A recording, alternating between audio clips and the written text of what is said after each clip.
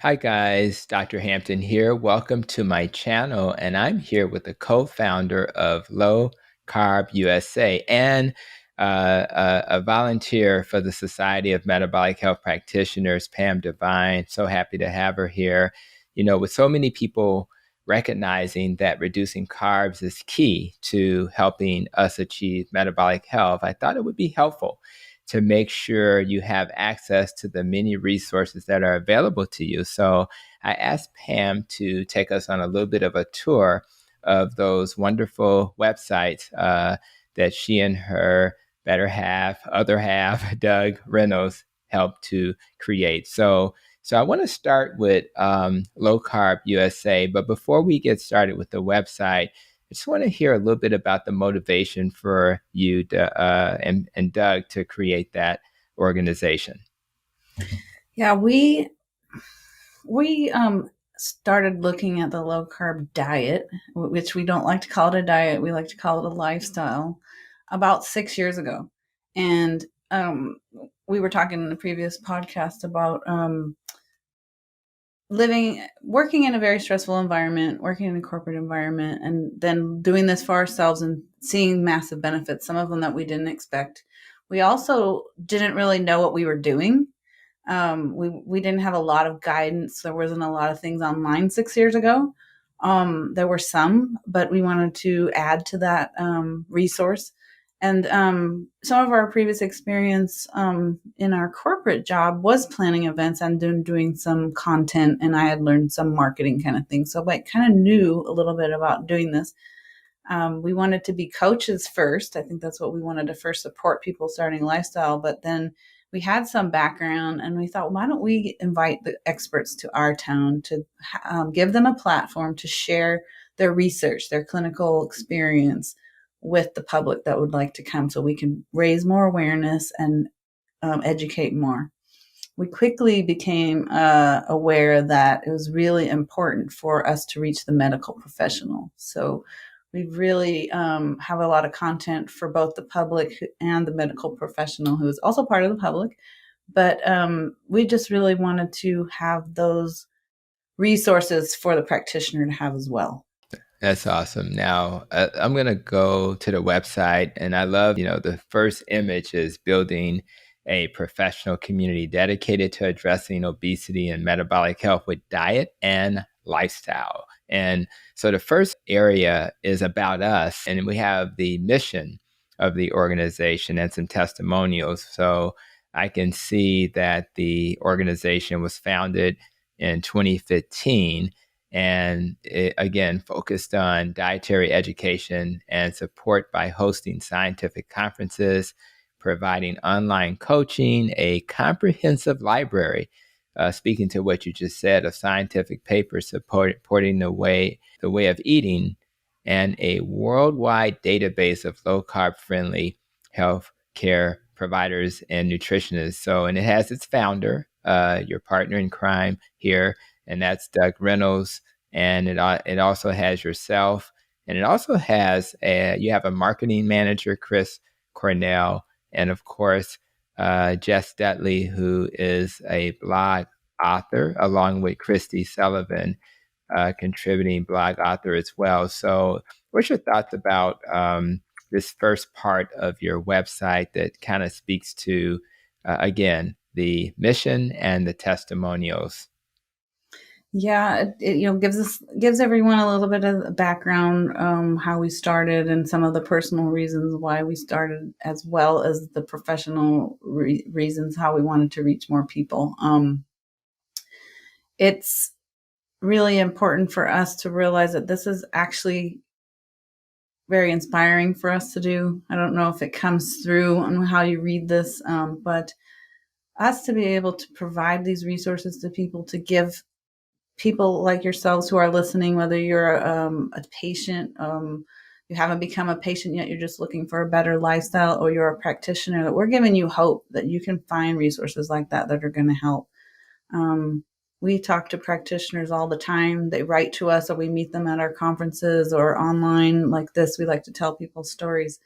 And they tell us all the time that they may have become frustrated or were losing hope because they didn't have the information that they needed to make changes, whether for themselves or through their patients. So it's just really important for us to get that message across here through our website.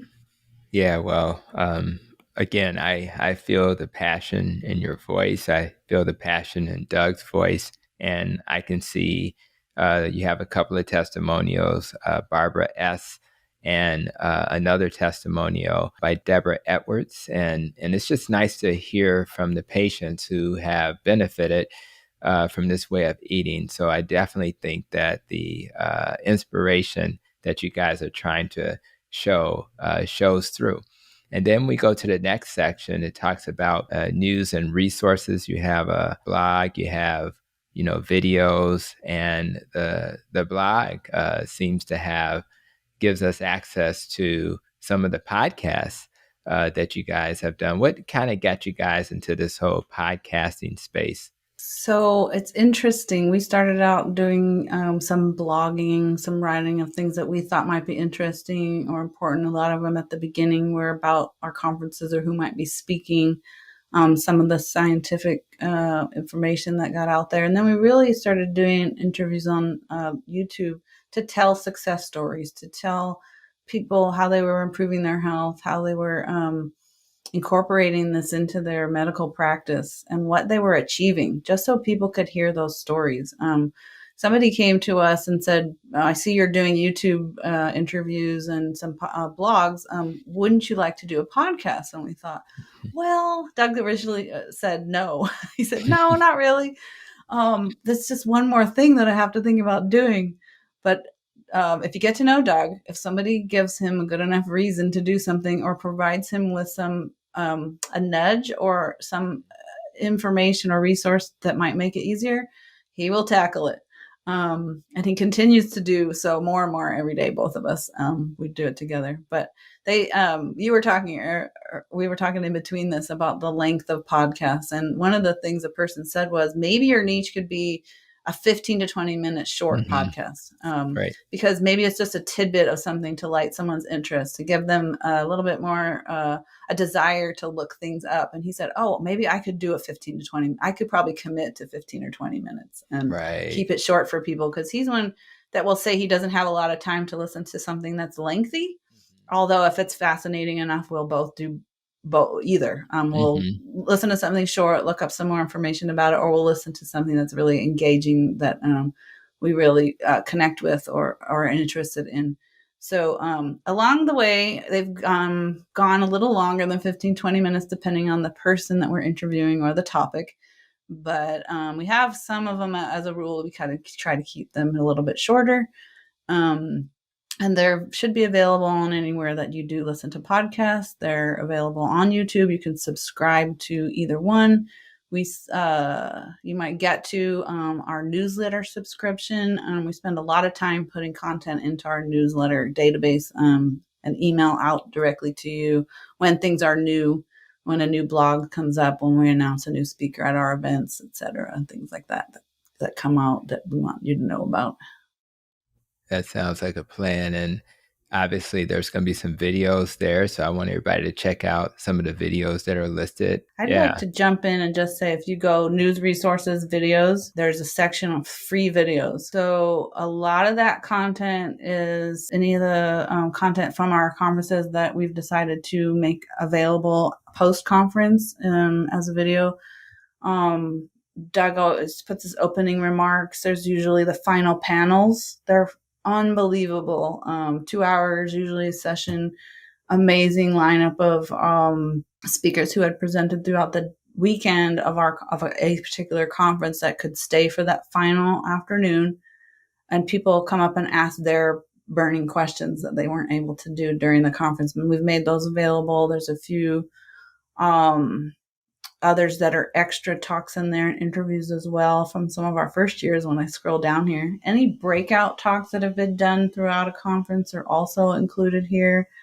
Many are there. And then under that news resources video section, there is something that we're really proud about, and we want to make sure that you know is here as a resource. It's Dr. Robert Sivas giving his perspective. It's called Diabetes Understood.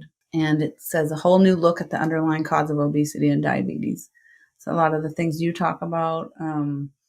And he really addresses something that we haven't talked about, but you have had other guests on talk Hmm. about the addictive component of carbohydrates, the addictive and behavioral portion of making changes in your life, and how to do those and how to think about them. And as you listen to them, you might find different ways of thinking about things. You might find different tools and resources here.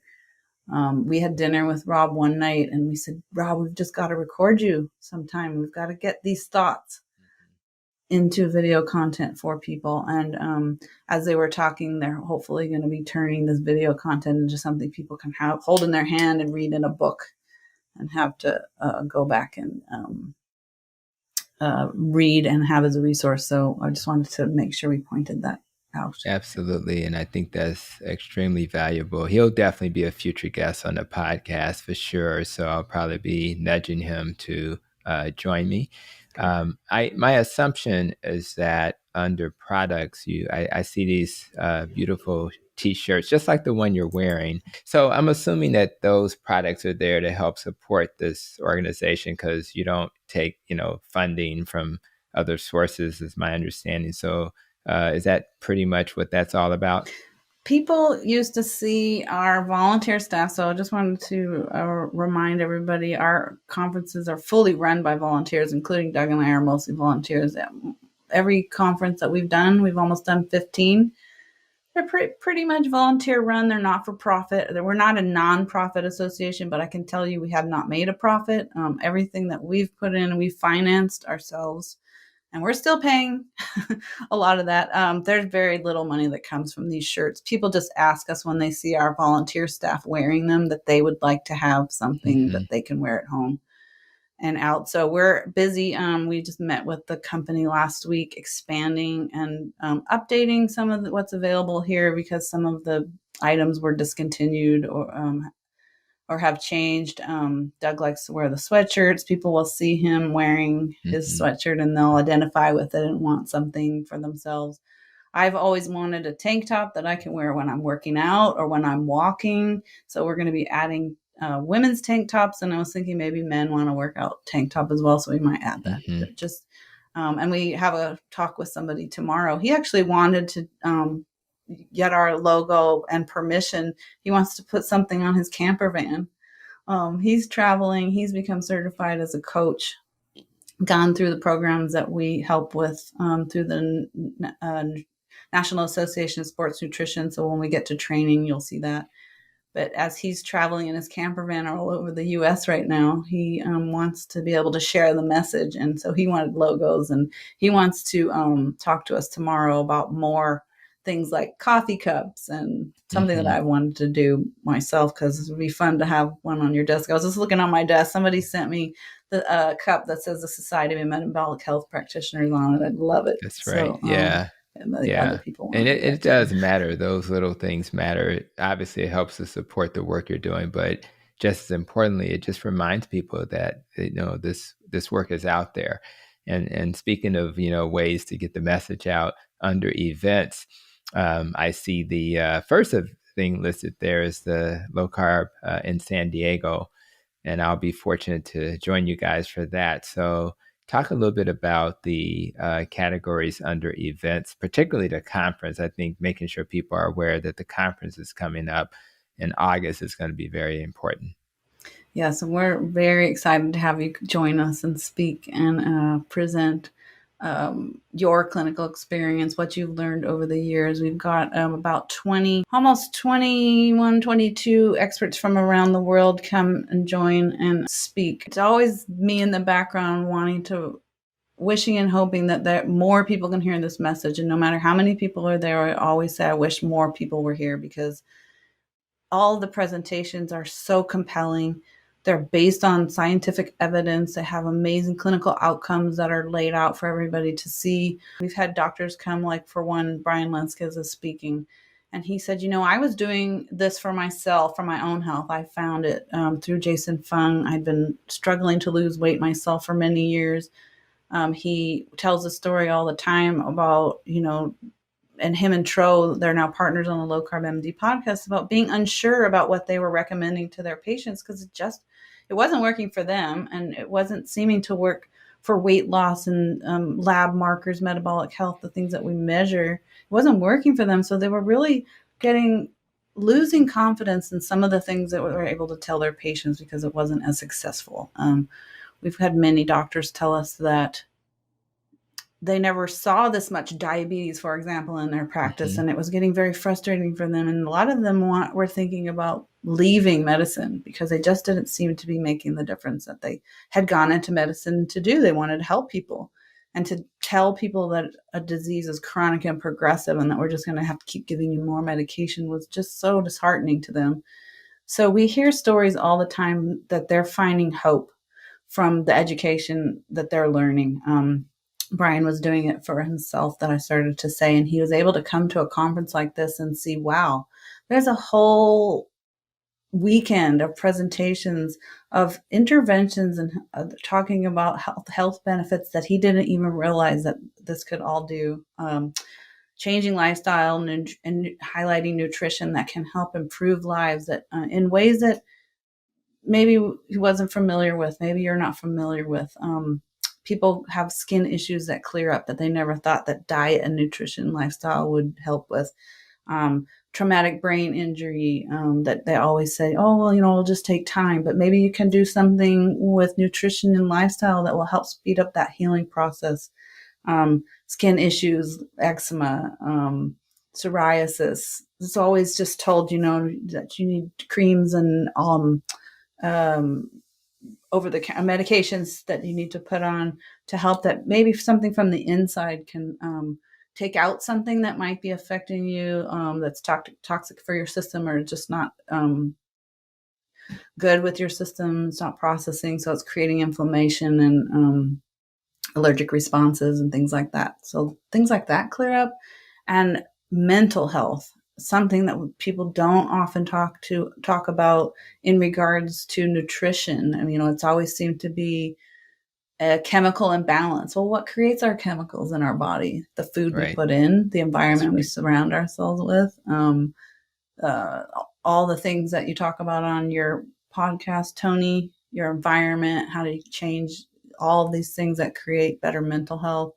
There's a big conversation about with Rob Sivas and Joan Iflin about the addictive nature of food.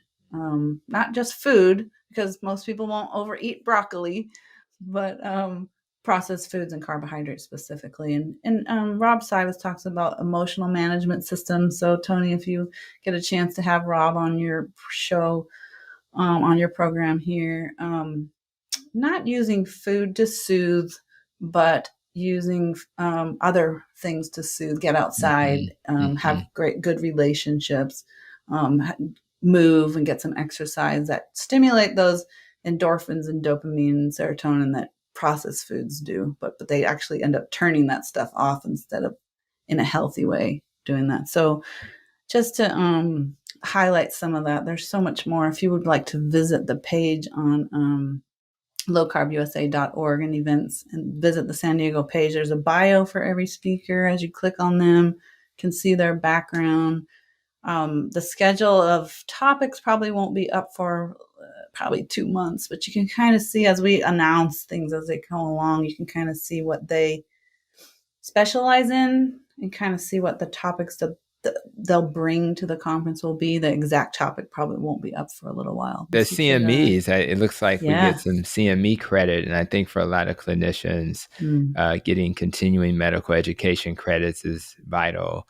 And so I really appreciate that as well. I would also want to touch on coaching.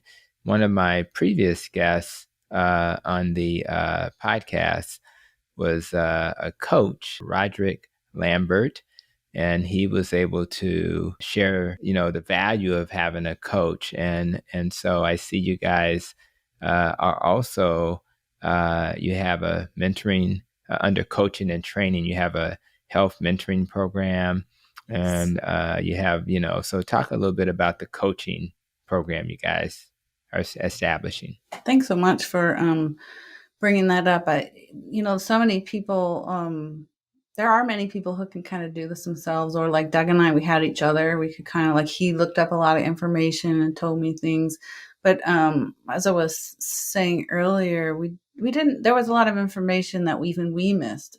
So a support program, not only for what do you do, when do you do it, how do you do it, what to eat and what not to eat, but also when to eat it, and a little guidance on how to adjust things if they're not working. Or there's a neat app. This program, it's a program that Doug wrote with a little of my input for the Low Carb USA site. It was under our coaching from the very beginning. I was saying we went in wanting to teach people first, so we wrote a program and then we went into the conferences.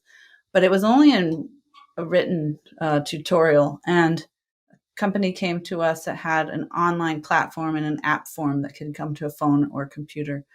So they've combined what Doug wrote, put it into video form. It's beautiful. I couldn't believe his words were put into video form, with Kristen reading a lot of it.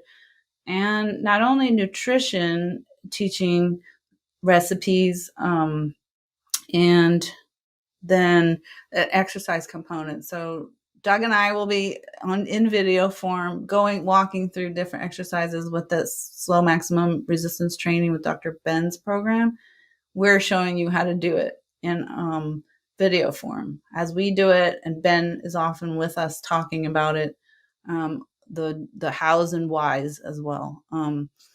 There's a app section where you get connected with a coach.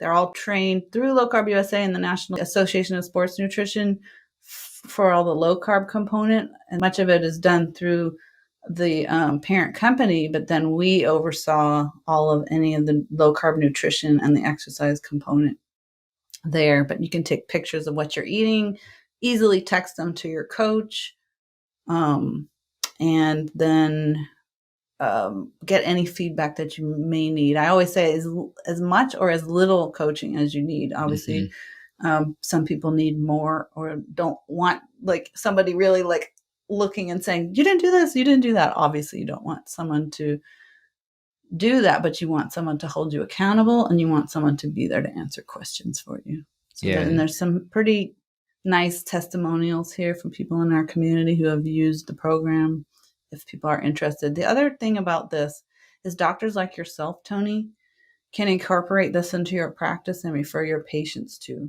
So we've got doctors coming on board who they don't have as much time in their office to talk to patients about lifestyle changes, all of them. You just don't have all that time. So it can be incorporated directly into your practice, or you can just refer to the program through here.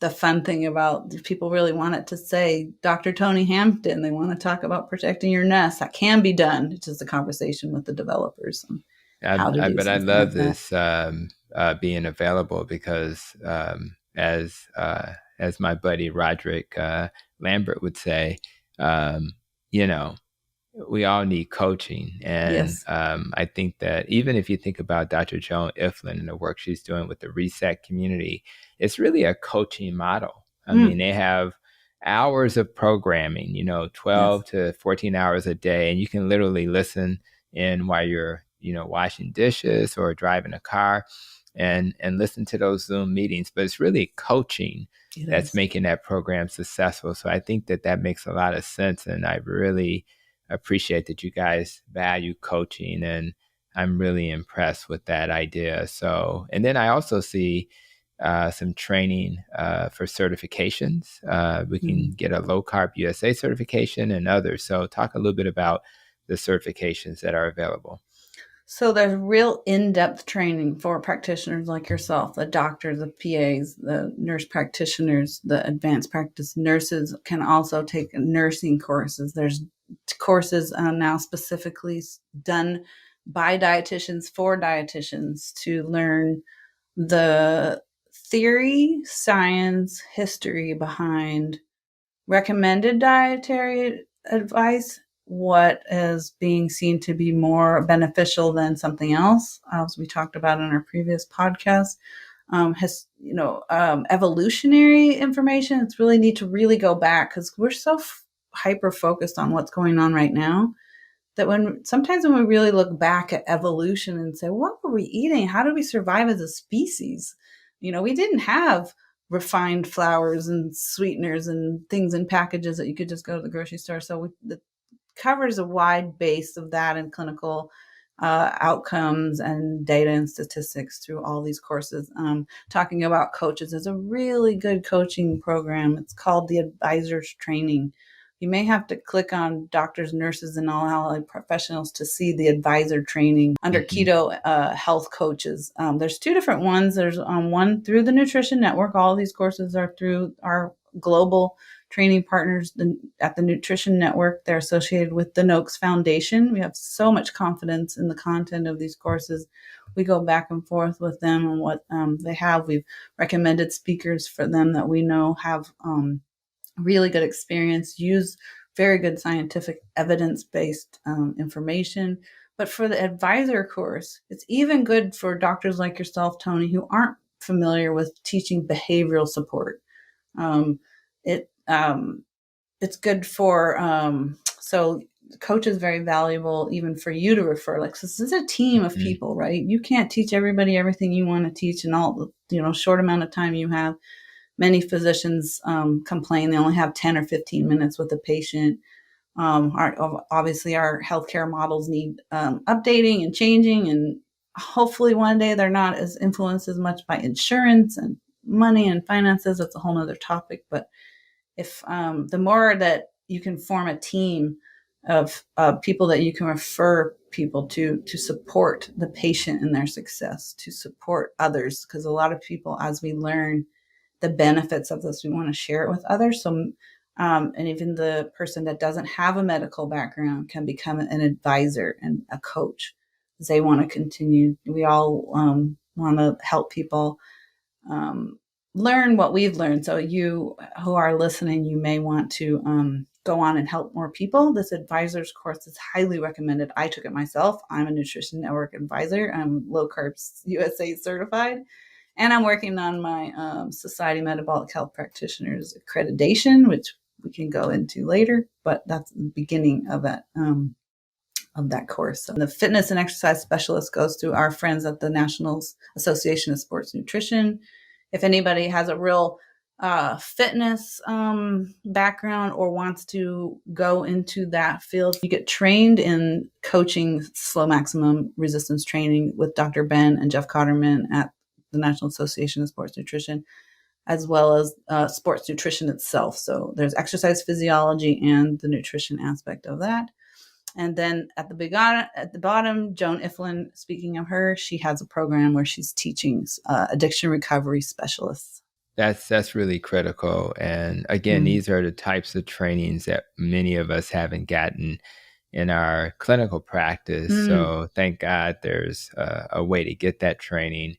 And ultimately, it ends up being some of the most valuable training, because if you have a person who has a processed food addiction and you want them to adopt a new dietary approach, but they can't get over their addiction, they will probably not be successful. Yeah, it's a way to lead more people into success and to break through those barriers that you might find. And I can't tell you how many people say, I couldn't do low carb because I love bread too much. Right.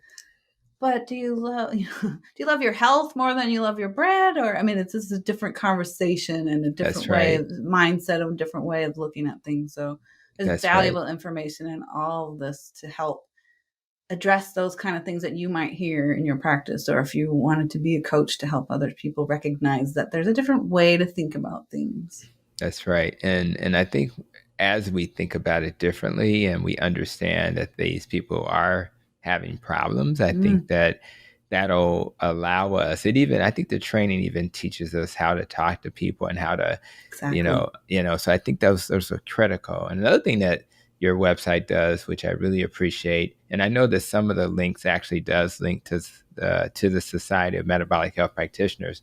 As an example, if I click on clinical guidelines, it will link to the society, and then the society will provide an opportunity for us to have these clinical guidelines. So talk a little bit about why, along with the support of Adele Height, we were able to create these guidelines. Why do we need these guidelines in clinical practice? Yeah, so Gary Taubes has spoken at many of our conferences. He's an internationally best-selling author, investigative journalist, and he had a relationship with Adele Height over the years. She had worked for Dr. Eric Westman. He was in her town.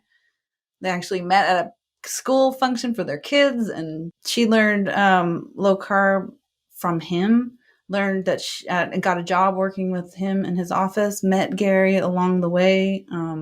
Gary knew Adele's passion, because she had learned and seen the benefits helping so many people. She actually went and got her dietitian degree, continued on and got her master's in public health, got her, and then went on to get her PhD. So while she was working on her PhD, she had continued her conversations with Gary Taubes. They had stayed connected.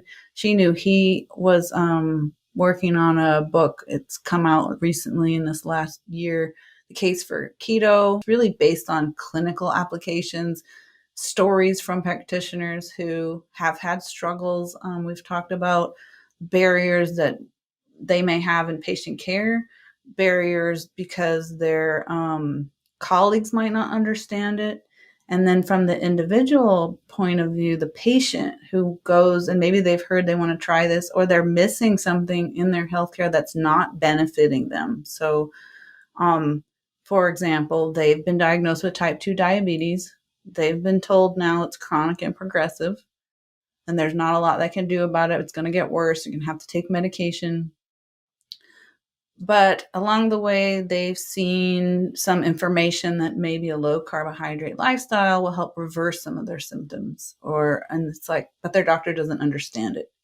Or they get conflicting information between their doctor, their dietitian, their certified diabetes educator.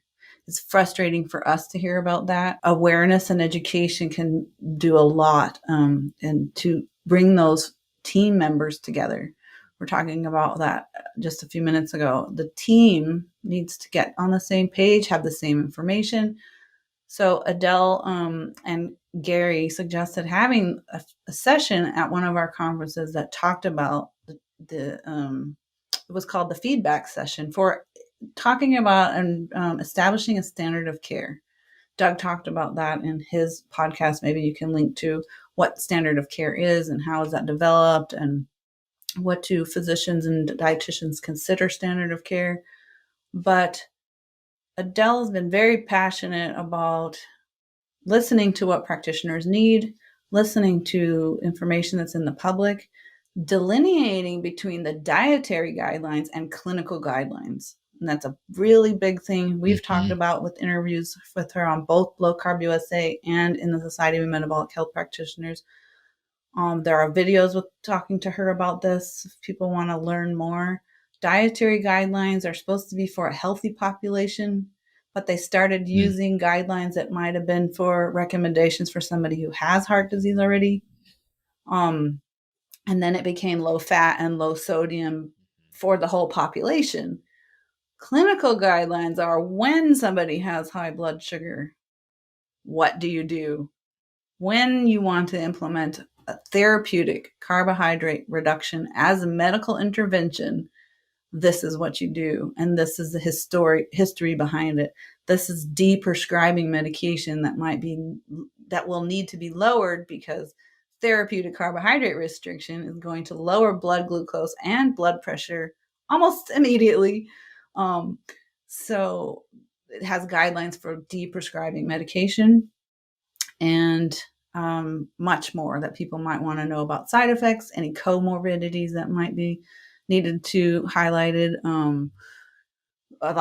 Some people will hear a lot of times about restricting carbohydrates or eating animal-based proteins might be bad for your kidneys. That can be addressed in guidelines, things like that, where people can look up. Actually, I think that's something that I asked Adele to add to this, because it's in her thing that she wrote for the Diet Doctor CME. has a thing about kidneys, and I want to look in here. It's a 20-page document. It lists all the people who contributed to it, and it's available to anybody who wants to download it, to print or email as a resource, keep in your office in a binder, have discussions about, because and we started it on Low Carb USA, but we wanted it to have a home on a society for practitioners. So it's available through Low Carb USA, but it takes you here for that Yeah, it's practitioner very support. helpful. It's very helpful. Again, when you're a clinician who deviates from the traditional guidelines and you want to do it this way with the approach towards carb restriction and metabolic health, it's nice to have some guidelines that allow a clinician to follow some rules of engagement. And that way they can do it in a safe manner, because everybody has different ways that they've come to this information. So Yes. if we can kind of put it in the context of some type of standard and then reduce the variation, not only will it help that clinician make the care he provides for his or her patient safer, but it'll also provide a little cover so that you're kind of doing what the standard is.